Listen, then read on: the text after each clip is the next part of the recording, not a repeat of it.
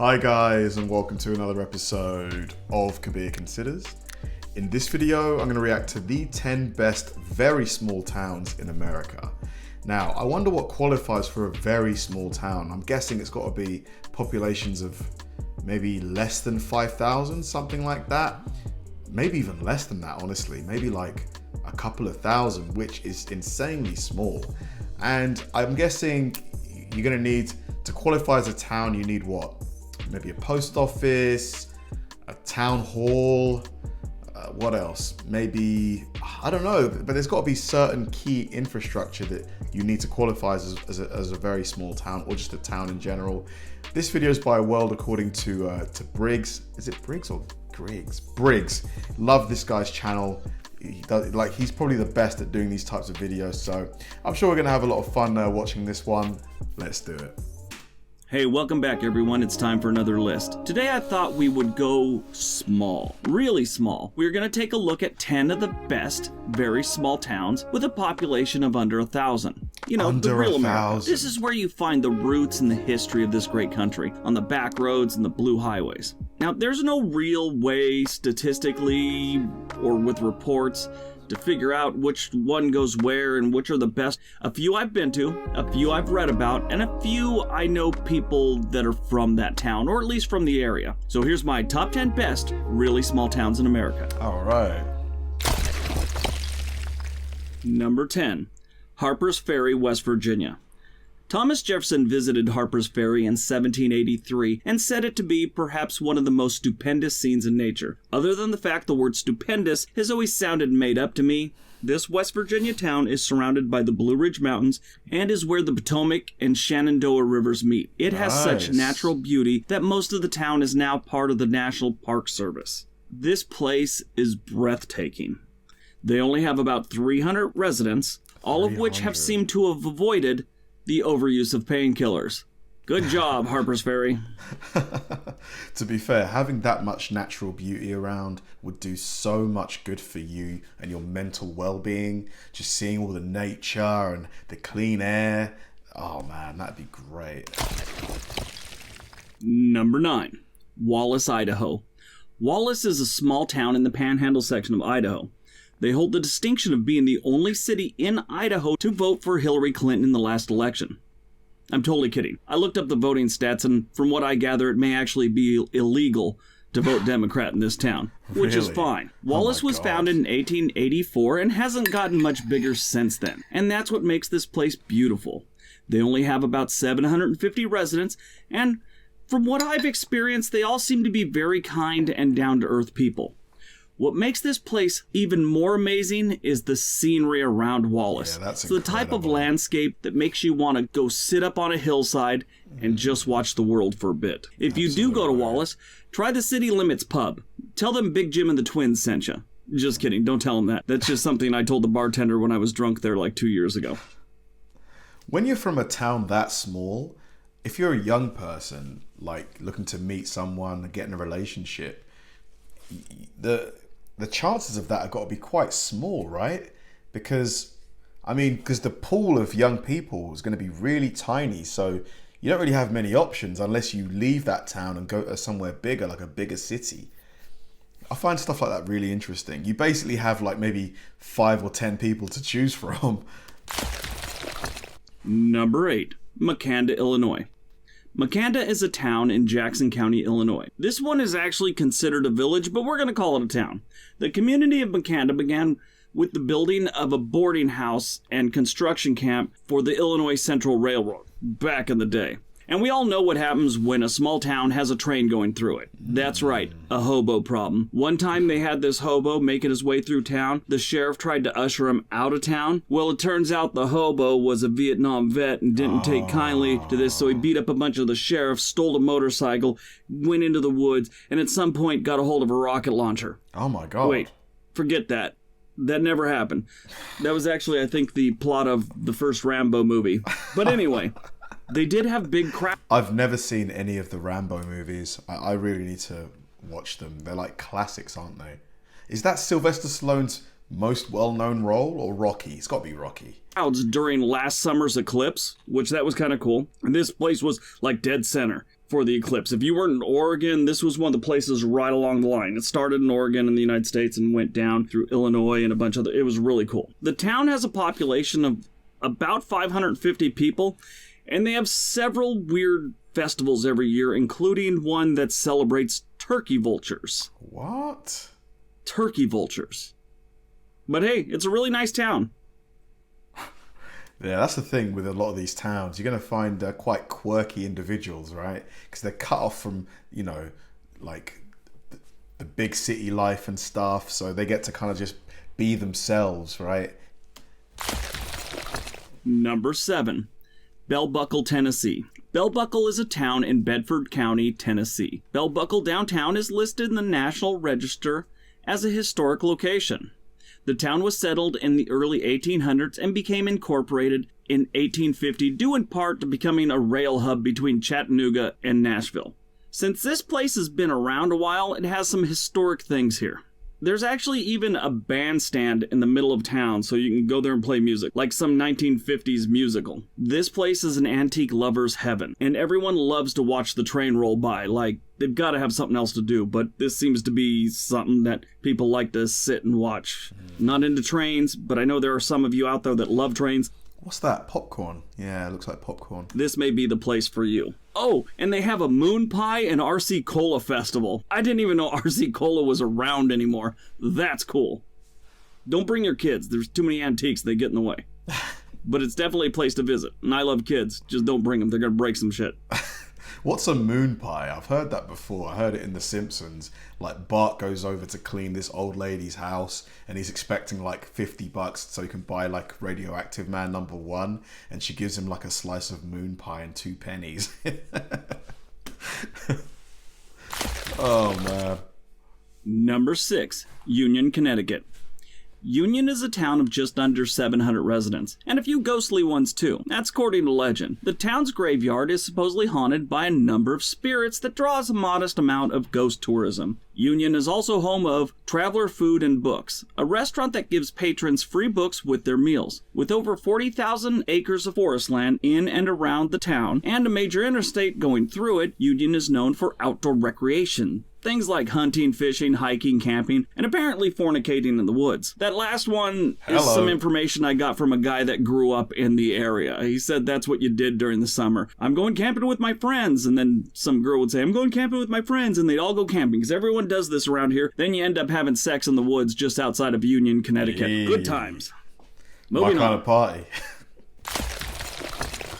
Number 5. Cottonwood Falls, Kansas. Cottonwood Falls is the largest city in Chase County, Kansas. As of the 2010 census, the city's population was only 903 people. Now that's the largest city in Chase County.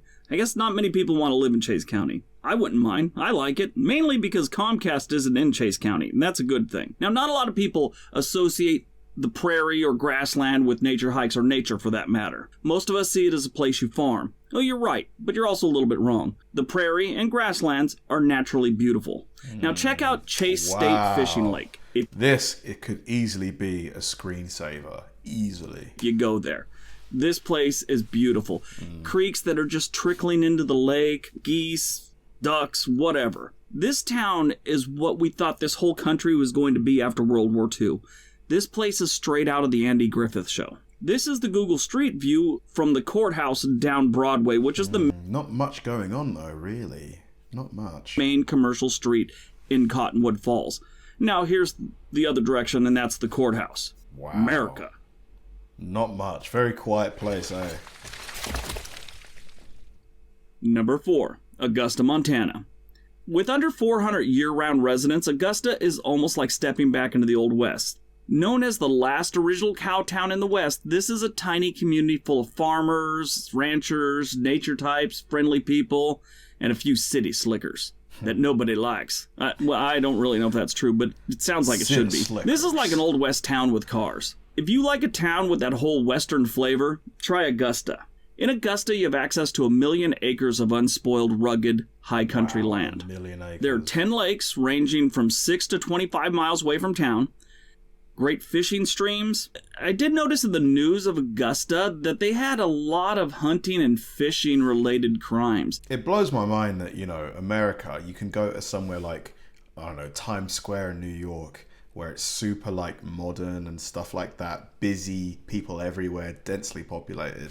And you can also find places like this, where it literally looks like you've gone back in time to like, I don't know, 1910, like with cowboys and stuff. Yeah, it's just, it's pretty mind-blowing. And a strange number of men named Clem for some reason. Clem.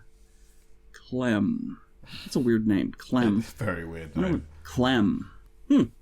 Moving on. Number 3. Phoenicia, New York. New York? Phoenicia is a town in Ulster County, New York, with only about 300 residents. Now, when you go to Phoenicia, which is spelt with a PH, not an F, you will think that they have closer to 1,000 with the amount of tourists they get year-round. A creek runs through the south end of town and is thick with rainbow trout. I thought all of New York was super, like, developed. Wow, I didn't realize there were parts of New York that were like this. Like still? And during the summer, it's thick with drunk college people tubing down the creek. Now, this is what's really cool. The library in Phoenicia, this isn't really cool, but it ends up kind of cool. The library in Phoenicia burned down, and suddenly there were books everywhere. Not from the fire, but from boxes and boxes of donations to replace what was lost. Residents can now check out books again in their temporary library, and they can also check out fishing poles from the library and use it in the creek. I think that's really neat. That is like the best in small town America right there. All right, let's see what number two is. Cedar Key, Florida. Cedar Key is a city in Levy County, Florida. The population was 702 in the 2010 census. Not a lot of people there. The Cedar Keys are a cluster of islands near the mainland. It's north of Tampa, unlike all the other keys in Florida, which kind of makes it kind of a cool place. This place is really underdeveloped for what it is. Despite its prime location on the Gulf of Mexico, Cedar Key has escaped developers. It doesn't really have enough beach to attract any kind of resort type thing, and I get the feeling that type of thing will never happen. It feels like an old fishing village from some Humphrey Bogart movie back in the 50s. People always say Cedar Key is like Key West was 30 years ago. What I like here is the lack of commercial property. I mean, theoretically, couldn't a developer import sand? Like an area like this, if they just brought in, I don't know, 1,000 tons of sand, they could probably extend this beach out quite a bit. And, you know, obviously they need to go farther out in that direction or that direction. Wouldn't surprise me if they did that, because I reckon property prices in this area are probably super low compared to the more popular parts of Florida. In the Keys, it's mostly people just living their life. And it's a far stretch from a tourist location. It's more like a unique place to live. Now, I've been here. I ended up there by mistake. I was dating a girl from Bronson, Florida, which is down the road from there. I drove down from Fort Benning to meet her family. Yes, she was that hot. I drove from Fort Benning to the middle of Florida to meet a girl's parents. And when I got down there, I turned right instead of left on the 24 and ended up in Cedar instead of Bronson. I called her, she said that her parents were being dicks and told me, I'm coming to you. And we spent the weekend there, and it was really nice. I think it was nicer for me because we didn't talk much after that and quit returning my phone calls. Oh man, maybe I'm not as magical as I thought I was. What did you say? She was a nice girl though. She was really hot. Really good looking girl.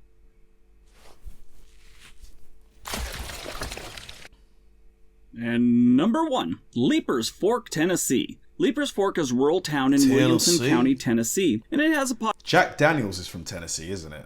I think. Population of about 650 people. This place ain't big, but it is big in history. It's along the old Natchez Trace, which is a trail used by Native Americans and settlers that traveled from Tennessee to Natchez, Mississippi, which is right near the border of Louisiana. Well, not right near, but it's close to. Now, Leapers Fork sprung up as one of the trading posts along the trace. It's also the trail that This is so cut off, like just surrounded by trees. Like if you wanted to vanish, like, you know, just start a new life somewhere if you're on the run, this seems like a decent candidate for where you should go. Meriwether Lewis of Lewis and Clark expedition died in 1809. Leapers Fork was also big in the moonshining history as well, and they still have a distillery located there today. Now, I learned about this place from a high school friend that watches my videos. She's lived just outside of Leapers Fork for about 20 years now. She says she will never leave. She says the people are great, it's wonderful, she loves the place. She also says that she has to keep the fact she's from Los Angeles secret, or some of the older locals, they treat her like she's some sort of sexual deviant drug user. Because, of course, if you're older than 60 and live in middle America, you think all of California is a big coke snorting orgy. Her words, not mine. If you like small towns and hate coke snorting orgies, this little Tennessee village may be the place for you. If you do go there, go to Puckett's Grocery. So it's a restaurant as well as a grocery store, and it has a roadside gas station. When I say roadside, it is like a bus stop in most cities are. The bus just kind of pulls off the road and you get on. The gas pumps, look, right here, see? Wow, there's a gas station right next to where people sit down and eat. Never see this sort of thing in the UK. You just kind of drift over a little bit if you're at the gas pump. Now this place, Imagine eating a sandwich and you could just smell the petrol, the gasoline just wafting over to you. Puckett's is really nice, has musicians. On nice summer nights, they actually go outdoors there and they play music and open mic stuff. It's really neat. This is a really, really cool community. That's why it's number one on this list. The history, the people, it's amazing. I'm going to visit there sometime soon, probably next year. If you're in the area, give it a try. Take a look. Nice. All right. So awesome video. Very thought-provoking. Like, because I've lived in, London all my life. Like, literally all my life. Like, I spent 11 months living in Lagos when I was 10 years old. And like when I went to uni, I spent a lot of time in Warwickshire, Coventry. But yeah, all of those places were big, popular cities with a lot of people. But I can see the appeal of why you'd want to live somewhere like this, where you know everyone. It's not that bustling and loud and, overbearing sometimes. The pace of life is probably a bit slower. I can see the appeal. Like, the older I get, just like... But then again, there are things that you get living in a city that you wouldn't get there. Pretty much whatever I want to do, I could probably do within half an hour or an hour. Like, everything I'd like to, like, London has everything that you'd like to do entertainment wise. But, having that quiet piece of, quality of life, I definitely see the appeal. Like, if any of you guys live in towns this size or close to this size and have lived in cities, let me know what you prefer. Like, let me know your experiences. I'd love to know. Thanks for watching, guys, and I'll see you in the next one.